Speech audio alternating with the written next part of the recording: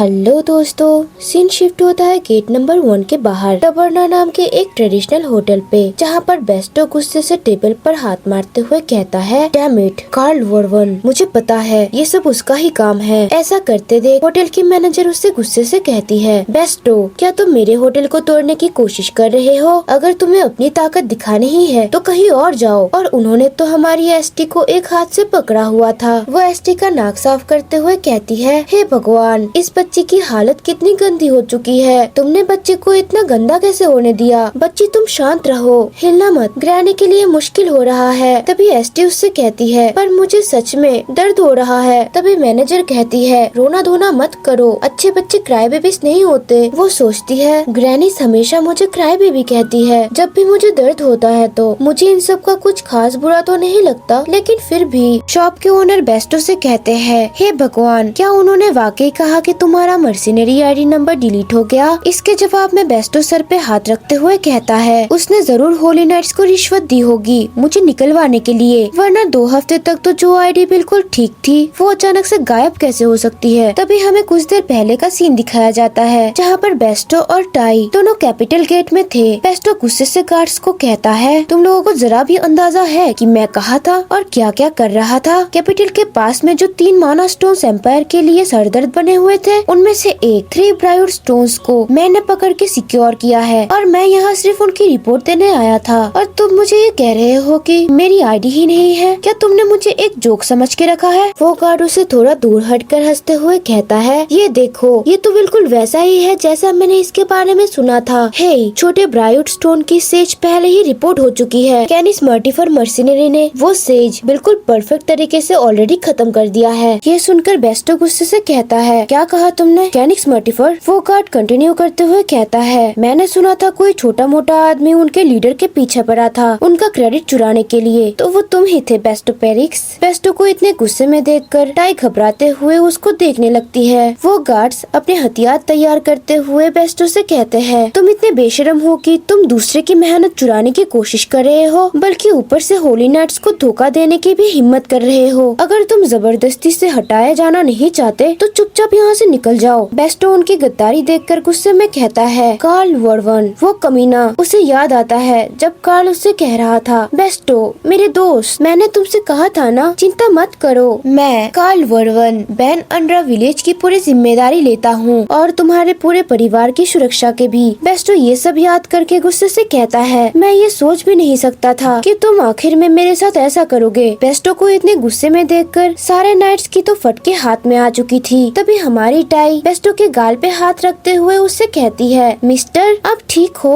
और प्यारी टाई को बेस्टो की चिंता करते देख बेस्टो भी पिघल ही जाता है। टाई रोते हुए मन में कहती है, मिस्टर आपका चेहरा अभी बहुत ज्यादा डरावना लग रहा है, पर पता नहीं क्यों, पर उससे भी ज्यादा आप उदास लग रहे हो। बेस्टो अपने सर को नीचे करके कहता है, मुझे माफ कर देना, पर लगता है कैपिटल पहुँचने में हमें थोड़ा और वक्त लगेगा। टाई स्माइल करते हुए कहती है, हाँ ठीक है। और वो दोनों वापस जाने लगते हैं। उन्हें जाते देख गार्ड्स कह रहे थे, पागल कहीं का, अभी लग रहा था कि जैसे वो किसी को मार ही देगा। तभी दूसरे नाइट्स कहते हैं, पता नहीं क्यों कैनिक्स मर्टिफर का लीडर ऐसे आदमी को अपने साथ क्यों रखता था। बेस्टो जाते हुए सोचता है, मुझे फिलहाल रहने के लिए कोई जगह ढूंढनी होगी, समझना होगा कि आखिर यहाँ चल क्या रहा है, और जल्द से जल्द कैपिटल पहुँचने का कोई न कोई रास्ता निकालना होगा। तभी सीन प्रेजेंट टाइम में शिफ्ट होता है, जहाँ पर बेस्टो अपने सर पर हाथ रखते हुए कह रहा था, क्या ये बात कोई सेंस बना रही है कि कैपिटल को बंद कर दिया जाए और सारे सिविलियंस को अंदर आने से रोक दिया जाए? कैपिटल के बाहर इतने सारे लोग हैं जो माना स्टोन्स की वजह से अपना घर खो चुके हैं। आखिर ये नोबल्स और हिज मैजेस्टी एम्परर कर क्या रहे हैं? तभी बार के ओनर कहते हैं, बस करो बेस्टो। साइड में बार की मैनेजर ने टाई को अच्छे से नहा धुला कर रेडी कर दिया और वो टाई के गाल को स्क्वीज करते हुए कहती है, अरे वाह, अब तो तुम बिल्कुल साफ सुथरी और चमकदार लग रही हो, कितनी क्यूट हो तुम। बार के ओनर बेस्टो को समझा रहे थे कि काफी टाइम से सब कुछ शांत था, तो तुम फिर से यहाँ क्यों आ गए? तुम्हें अपने गुस्से पे कंट्रोल रखना होगा, समझ गए, वरना मुश्किल में पड़ जाओगे। बेस्टो इसके जवाब में कहता है, मैं बस इसलिए फ्रस्ट्रेटेड हूँ क्योंकि लोग वहाँ बाहर बेवजह मर रहे हैं। टाई बेस्टो को ऐसा देखकर मन में कहती है, मिस्टर फिर से वही उदास वाला चेहरा बना रहे हैं। ओनर कहते हैं,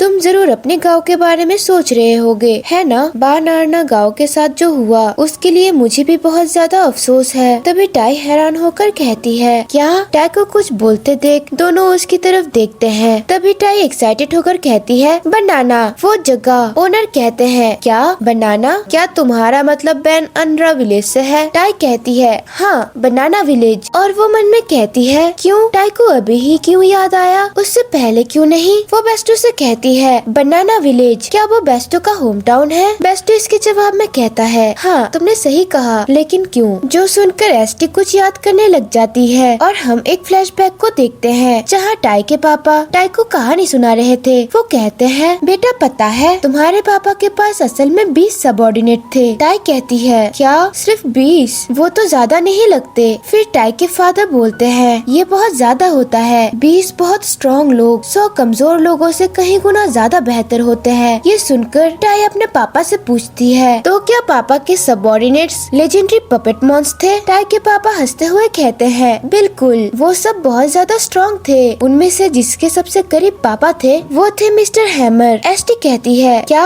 मिस्टर हैमर? वो कंटिन्यू करते हुए कहता है, वो पहले पापा के सबऑर्डिनेट्स नहीं थे बल्कि एक मर्सिनरी ग्रुप के वाइस कैप्टन थे जिसका नाम था कैनिक्स मर्टिफर। टाई कहती है, क्या कैनिक्स मर्टिफर मतलब डेथ हैंड? वो क्या होता है? उसके पापा कहते हैं, क्या कैनिक्स मर्टिफर वो क्या है? टाई डरते हुए कहती है, ये तो काफी डरावना लग रहा है। वो कहते हैं, उस ग्रुप का बेस बैनअनरा विलेज में था और उनका कैप्टन कार्ल मिस्टर हैमर से हद से ज्यादा काम करवाता था। तभी टाई हंसते हुए कहती है, कार्ल और हैमर, उनके नाम भी टूल किट जैसे लगते हैं। प्रेजेंट टाइम में टाई बेस्टो को देखकर सोचती है, ये तो वही कार्ल और मिस्टर हैमर है जिसके बारे में पापा बात करते थे। उन्होंने कहा था वो पहले दोस्त हुआ करते थे, लेकिन कार्ल ने उन्हें धोखा दिया और अकेला भाग गया। उसको याद आता है उसके पापा ने उससे कहा था कार्ल हमेशा बैनअनरा विलेज में आराम करता रहता था, जबकि मिस्टर हैमर रोज माना स्टोन कलेक्ट करने जाते थे। और यही नहीं, मिस्टर हैमर ने इसके लिए एक बार भी मना नहीं किया क्योंकि कार्ल ने वादा किया था कि वो उसकी वाइफ और बेटी का ख्याल रखेगा जब भी वो बाहर रहेगा। द डे ऑफ रूइन एक ऐसी रेयर दिन है जब मॉन्स्टर जो यूजुअली सिर्फ रात में एक्टिव होते हैं वो दिन में भी चल सकते हैं। तुम्हें ये याद रखना होगा, ठीक है ना टाई? क्योंकि अगर ये तुम्हें याद नहीं होगा तो जब हम वापस जाएंगे तो ये बहुत डेंजरस होगा। लेकिन सबसे बुरे वक्त पर मिस्टर हैमर विलेज छोड़कर एक माना स्टोन को कलेक्ट करने गए हुए थे। तभी हम देखते हैं विलेज के लोग डर के मारे चिल्ला रहे थे, कार्ल, कैप्टन, मॉन्स्टर्स विलेज के बाहर जमा हो रहे हैं, कोई तो मर्सिनरीज को बुलाओ, विलेज खतरे में है। तभी हम कार्ल को देखते हैं जो नशे में था और वो उनकी बातें सुनकर कहता है, उफ, मेरा सर दर्द से फटा जा रहा है। वो चिल्लाकर सबको कहता है, सब लोग अपने घर जाओ और शांत होकर वेट करो, मैं सिचुएशन चेक करूंगा और तुम सबको जल्दी इवैक्यूएट करूंगा। और ऐसे ही सिचुएशन चेक करने का नाटक करते हुए वो चुपके से विलेज से भाग गया। गांव वालों ने कार्ल की बात मानकर उसका इंतजार किया जब तक सब मॉन्स्टर्स के हाथों मर नहीं गए। जब मिस्टर हैमर वापस विलेज में आए, गांव में एक भी इंसान जिंदा नहीं था और हम देखते हैं जिसमें उसकी पत्नी और बच्ची भी शामिल थी। ये सुनकर टाई रोते हुए कहती है, ओ नहीं, अब मिस्टर हैमर क्या करेंगे? फिर टाई के पापा कहते हैं, उसके बाद मिस्टर हैमर ने कैनिक्स मर्टिफर ग्रुप छोड़ दिया और क्योंकि वो कार्ल के पीछे नहीं गया, उस इविल कार्ल ने होली नाइट्स को रिश्वत देकर उसका आईडी ही डिलीट करवा दिया। वो कितना बुरा है ना? प्रेजेंट टाइम में टाई ये सब सोचकर कहती है, ये सच है, बिल्कुल वैसे ही जैसे पापा ने कहा था। उसने पहले ही बेस्टो का आईडी डिलीट कर दिया ताकि वो कैपिटल ना जा सके। उसे याद आता है उसके पापा बोल रहे थे, लेकिन मिस्टर हैमर जो पूरे अकेले रह गए थे फिर मिले तुम्हारे पापा से जिसका उस वक्त रैंकिंग 1 था। पापा ने उसके लिए नया आईडी बनाया और उसे हमारे साथ ज्वाइन भी करने को कहा क्योंकि मैं एक नजर में समझ गया था कि मिस्टर हैमर एक काइंड और स्ट्रॉन्ग इंसान है। तभी पापा की कही हुई बात याद करके टाई कहती है, हाँ, टाई को सब अच्छे से याद है, मुझे जल्दी से पापा को ढूंढना होगा क्योंकि पापा बेस्टो की मदद कर सकते हैं। साइड से मैनेजर उसका मुंह साफ करते हुए कहती है, हे भगवान, तुमने तो ये हर जगह फैला दिया। गाइस, आज के लिए बस इतना ही, मिलते हैं इसके नेक्स्ट एपिसोड में। Let me know your thoughts in the comment section below and या do like, subscribe and share this video with your friends.